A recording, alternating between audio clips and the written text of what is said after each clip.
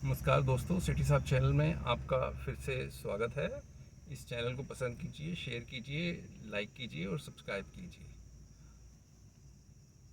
25 जून 1976, आज से ठीक 48 साल पहले, भारत के डेमोक्रेसी के इतिहास में सबसे काला दिन। इस दिन तब की प्रधानमंत्री इंदिरा गांधी ने इमरजेंसी डिक्लेयर करी थी।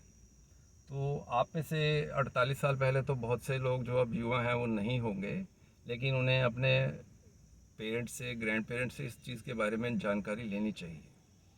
हुआ ये था कि 1971 में जब इंदिरा गांधी एक चुनाव जीती थी रायबरेली से, तो उस वक्त के किसी कोर्ट केस के उस कोर्ट केस को लेकर एक इलाहाबाद हाई कोर्ट के जज, जिनका नाम मुझे ठीक से याद नहीं आ रहा, उनका नाम था जगमोहन लाल सिन्हा, जिन्होंने अपना एक फैसले में उस चुनाव को अयोग्य इंदिरा गांधी को ठहराया था और कहा था कि ये सरकारी तंत्र का दुरुपयोग करके सब कुछ किया गया है, और उन्होंने इंदिरा गांधी के लिए 6 साल आगे चुनाव लड़ने पर भी रोक लगा दी थी।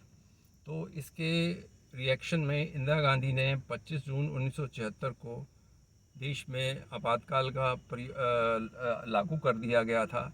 इसमें संविधान की जो धारा होती हैं, जिनमें सिविल लिबर्टीज़ होती हैं, सिविल राइट्स होते हैं, सेक्शन 14 से 32 तक के, उन सभी के को चलने उन सभी पर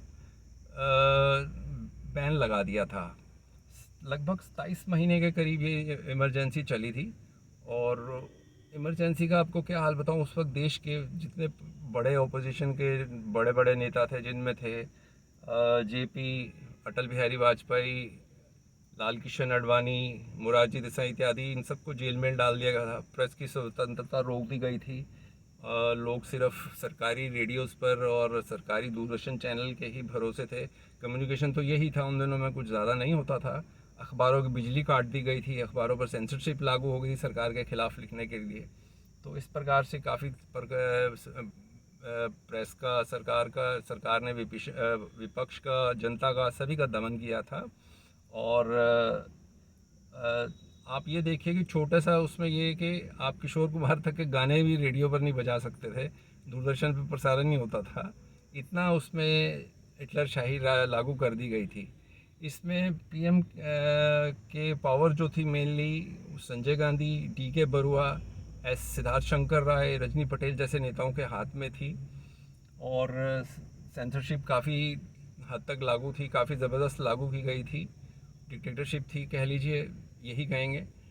और इसका परिणाम ये हुआ कि आगे चलकर एक नई पार्टी का जन्म हुआ, जिसका नाम जनता पार्टी था, जो आगे इसके बाद के इलेक्शन में जीत कर आई। और फिर वो आगे एक अलग कहानी है, जो आपको अपने बड़ों से सारी इस बारे में जानकारी लेनी चाहिए। ये आपके लिए, ज्ञान के लिए अच्छा हुआ। ये मैंने आपको शॉर्ट में बताया था।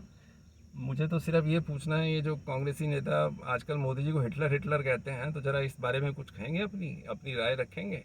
इस शॉर्ट वीडियो को देखने के लिए आपका धन्यवाद।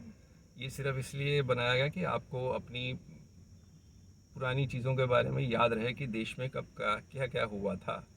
कृपया इस चैनल को सब्सक्राइब करें, लाइक करें, शेयर करें। धन्यवाद।